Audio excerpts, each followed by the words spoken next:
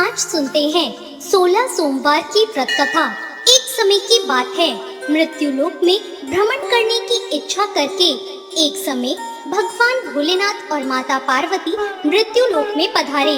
भ्रमण करते करते दोनों विदर्भ देश की अमरावती नाम की अति रमणीक नगरी में पहुँचे। अमरावती नगरी स्वर्ग के सदृश सभी प्रकार के सुखों से परिपूर्ण थी। उसमें वहाँ के महाराजा द्वारा बनवाया हुआ अति रमणीक शिव जी का मंदिर भी था। भगवान शंकर और माता पार्वती साथ में इस मंदिर में निवास करने लगे। एक समय माता पार्वती जी ने भगवान भोलेनाथ को प्रसन्न देखकर बोला, हे महाराज, आज तो हम दोनों चौसर खेलेंगे। शिव जी ने अपनी प्राण प्रिया की बात को मान लिया और चौसर खेलने लगे। उसी समय मंदिर का पुजारी ब्राह्मण मंदिर में पूजा करने आया। माता पार्वती ने पुजारी से प्रश्न किया, पुजारी जी बताओ, इस बाजी में हम दोनों में से किसकी जीत होगी? ब्राह्मण बिना विचार किए जल्दी से बोल उठा, महादेव की जीत होगी। थोड़ी देर में बाजी समाप्त हो गई और पार्वती जी की जीत हुई। पार्वती जी को बहुत गुस्सा आया और ब्राह्मण को झूठ बोलने के अपराध के कारण श्राप देने चली। भगवान भोलेनाथ ने माँ पार्वती को बहुत समझाया, लेकिन उन्होंने ब्राह्मण को कोढ़ी होने का श्राप दे दिया। कुछ समय बाद पार्वती जी के श्रापवश पुजारी के शरीर में कोढ़ पैदा हो गया। अब वो बहुत अधिक दुखी रहने लगा। पुजारी को कष्ट भोगते हुए जब बहुत दिन गुजर गए, तब एक दिन देवलोक की अप्सराएं शिव जी की पूजा करने उस मंदिर में पधारी। पुजारी के कोढ़ के कष्ट को देखकर उन्हें बड़ी दया आई। उन्होंने उससे इस कोढ़ का कारण पूछा। पुजारी ने निसंकोच सारी बातें बता दी। वे अप्सराएं बोली, हे पुजारी, तुम अधिक दुखी मत होना। सावन सोमवार का व्रत भक्ति भाव से करो। पुजारी ने अप्सराओं से व्रत की विधि पूछी। अप्सराओं ने बताया, सोमवार को भक्ति भाव से व्रत करो, साफ वस्त्र पहनो, संध्या व उपासना के बाद आधा सेर गेहूं का आटा लो, उसके 3 भाग करो और घी, गुड़, दीप, नैवेद्य, बेलपत्र, जनेऊ जोड़ा, चंदन, अक्षत, पुष्प आदि से प्रदोष काल में भगवान शिव जी की पूजा करो। उसके बाद 3 भागों में से 1 भाग शिव जी को अर्पण करो, बाकी 2 को शिव जी का प्रसाद समझकर उपस्थित लोगों में बांट दो और खुद भी प्रसाद समझकर खाओ। इस तरह 16 सोमवार व्रत रखो। 17वें सोमवार को 5 सेर पवित्र गेहूं के आटे की बाटी बनाओ, उसमें घी और गुड़ मिलाकर चूरमा बनाओ। भगवान भोलेनाथ को भोग लगाकर उपस्थित भक्तों में बांट दो। इसके बाद कुटुंब सहित प्रसाद लो तो भगवान शिव की कृपा से सभी मनोकामनाएं पूरी हो जाती है। ऐसा कहकर वो अप्सराएं स्वर्ग में चली गई। ब्राह्मण ने यथाविधि 16 सोमवार का व्रत किया और भगवान शिव की कृपा से रोग मुक्ति पाकर आनंद से रहने लगा।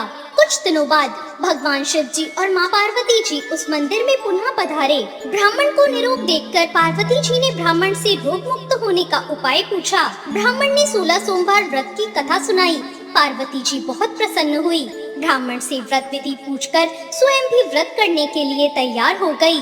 व्रत करने के बाद उनकी मनोकामना पूरी हुई और उनके रूठे बेटे स्वामी कार्तिकेय स्वयं माता के आज्ञाकारी हुए। कार्तिकेय जी को अपना यह विचार परिवर्तन का रहस्य जानने की इच्छा हुई। वो माता से बोले, माता, आपने ऐसा कौन सा उपाय किया जिससे मेरा मन आपकी ओर आकर्षित हो गया? पार्वती जी ने वही 16 सोमवार की कथा उनको भी सुना दी। कार्तिकेय जी ने कहा, इस व्रत को मैं भी करूँगा, क्योंकि मेरा प्रिय मित्र ब्राह्मण बहुत दुखी दिल से परदेश गया है। मेरी उससे मिलने की इच्छा है। कार्तिकेय जी ने इस व्रत को किया और उनका प्यारा मित्र उन्हें मिल गया। मित्र ने इस आकस्मिक मिलन का भेद पूछा तो कार्तिकेय जी बोले, हे मित्र, हमने तुम्हारे मिलने की इच्छा से 16 सोमवार का व्रत किया था। अब तो ब्राह्मण मित्र को अपने विवाह की चिंता होने लगी। उसने कार्तिकेय जी से व्रत की विधि पूछी और यथाविधि व्रत किया। व्रत के प्रभाव से वह किसी कार्य से विदेश गया तो वहाँ के राजा की लड़की का स्वयंवर था। राजा ने प्रण किया कि जिस राजकुमार से सब प्रकार से हथनी माला डालेगी, मैं उसी के साथ अपनी प्यारी बेटी का विवाह करूँगा। शिव जी की कृपा से वह ब्राह्मण भी उस स्वयंवर को देखने की इच्छा से राज्यसभा में एक ओर जाकर बैठ गया। नियत के समय हथनी आई और उसने जयमाला को उस ब्राह्मण के गले में डाल दिया। राजा ने अपनी प्रतिज्ञा के अनुसार बड़ी धूमधाम से अपनी कन्या का विवाह उस ब्राह्मण के साथ कर दिया। और ब्राह्मण को बहुत सा धन देकर और पूरे सम्मान के साथ संतुष्ट किया। ब्राह्मण सुंदर राजकन्या पाकर सुख से जीवन व्यतीत करने लगा। एक दिन राजकन्या ने अपने पति से प्रश्न किया, हे प्राणनाथ, आपने ऐसा कौन सा भारी पुण्य किया था जिसके प्रभाव से हथिनी ने सब राजकुमारों को छोड़कर आपको वरण किया? ब्राह्मण बोला, हे प्राण प्रिय, मैंने अपने मित्र कार्तिकेय जी के कथा अनुसार 16 सोमवार का व्रत किया था, जिसके प्रभाव से मुझे तुम जैसी रूपवती पत्नी प्राप्त हुई है। इस व्रत की महिमा सुनकर राजकन्या को बड़ी हैरानी हुई। वह भी पुत्र की कामना करके इस व्रत को करने लगी। शिव जी की दया से उसके गर्भ में एक अति सुंदर, सुशील, धर्मात्मा और विद्वान पुत्र उत्पन्न हुआ। माता और पिता उस देव पुत्र को पाकर अधिक प्रसन्न हुए और उसका लालन पालन अच्छे प्रकार से करने लगे। जब पुत्र समझदार हुआ तो एक दिन अपनी माँ से प्रश्न किया, हे माँ, तुमने कौन सा व्रत और तप किया था जो मेरे जैसा पुत्र तुम्हारे गर्भ से उत्पन्न हुआ? उसकी माता ने 16 सोमवार के व्रत की कथा बताई। पुत्र ने सब तरह के मनोरथ पूरे करने वाले इस सरल व्रत को सुना तो वो भी राज्य अधिकार पाने की इच्छा से हर सोमवार को यथाविधि यह व्रत करने लगा।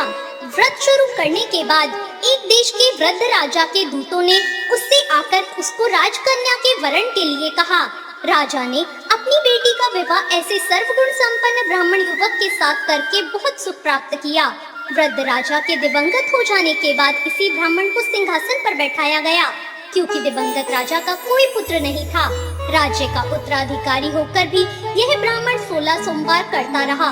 जब 17वां सोमवार आया तो ब्राह्मण ने अपनी प्रियतमा से पूजन सामग्री लेकर शिव पूजा के लिए शिवालय में चलने को कहा, परंतु उसकी पत्नी ने उसकी आज्ञा की परवाह न की और दास दासियों द्वारा सब सामग्रियां शिवालय में भिजवा दी, परंतु वो स्वयं नहीं गई। जब राजा ने शिव जी का पूजन समाप्त किया तब आकाशवाणी हुई, हे राजा, अपनी इस रानी को राजमहल से निकाल दे, नहीं तो तेरा सर्वनाश कर देगी। यह आकाशवाणी सुनने के बाद राजा के आश्चर्य का ठिकाना न रहा। उसने मंत्रणा गृह में आकर अपने सभासदों को बुलाकर कहा, मुनियों, आज मुझे शिव जी की आकाशवाणी सुनाई दी कि तू अपनी इस रानी को राज्य से निकाल दे, नहीं तो यह तेरा सर्वनाश कर देगी। राज्य के मंत्री और सभासद आदि सब विस्मय और दुख में डूब गए, क्योंकि जिस कन्या के कारण उसे राज्य मिला था, राजा उसी को निकालने की बात कह रहा था। यह कैसे हो सकता था? पर राजा ने मंत्रियों की परवाह नहीं की। उसने अपनी पत्नी को राजमहल से निकाल दिया। रानी दुखी हृदय से अपने भाग्य को कोसती हुई राज्य से बाहर चली गई। बिना पैर में कुछ पहने, फटे हुए वस्त्र पहनकर, भूख से दुखी होकर अपने हृदय से भाग्य को कोसती हुई वो चली जा रही थी। रानी एक तेली के घर गई तो शिवजी के प्रकोप के कारण तेली के सभी मटके उसी क्षण चटक गए। तेली ने रानी को अपने घर से निकाल दिया। बहुत दुखी मन से वो रानी एक नदी के किनारे गई तो नदी का सारा जल सूख गया, जिसके पश्चात रानी एक जंगल में गई। वहाँ सरोवर में पानी पीने गई तो उसके हाथ का स्पर्श होते ही सरोवर का नील कमल के समान जल असंख्य कीड़ोंमय होकर गंदा हो गया। रानी ने भाग्य पर दोषारोपण करते हुए उस जल को पीकर पेड़ की शीतल छाया में विश्राम करना चाहा, परंतु वह जिस पेड़ के नीचे विश्राम करती उस पेड़ के पत्ते तुरंत टूटकर गिर जाते। वन, सरोवर, जलाशय की ऐसी दशा देखकर गौ चराने वाले ग्वालों ने अपने गोसाई जी से, जो उस जंगल में स्थित मंदिर के पुजारी थे, उनको ये बात बताई। गोसाई जी के आदेश अनुसार ग्वाले रानी को पकड़कर गोसाई जी के पास लाए। रानी की मुख कांति और शरीर की शोभा देख गोसाई जी जान गए, यह अवश्य ही कोई विधि की गति मारी हुई कुलीन स्त्री है। पुजारी ने रानी से कहा, पुत्री, मैं तुमको अपनी पुत्री के समान रखूंगा, तुम मेरे आश्रम में आकर रहो, मैं तुम्हें किसी प्रकार का दुख नहीं होने दूंगा। गोसाई जी के वचन सुनकर रानी को धीरज हुआ। वह आश्रम में रहने लगी।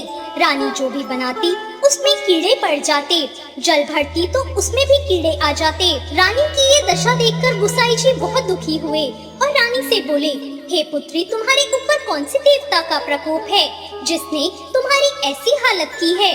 पुजारी की बात सुनकर रानी ने शिव जी महाराज के पूजन के बहिष्कार की बात बताई तो पुजारी ने शिव जी की अनेक प्रकार से स्तुति की और फिर रानी से बोले, पुत्री, सब मनोरथ पूरी करने वाले 16 सोमवार व्रत करो, उसके प्रभाव से इस कष्ट से मुक्ति हो जाएगी। गोसाई जी की बात मानकर रानी ने 16 सोमवार व्रत किए और 17वें सोमवार को विधि विधान सहित पूजन किया।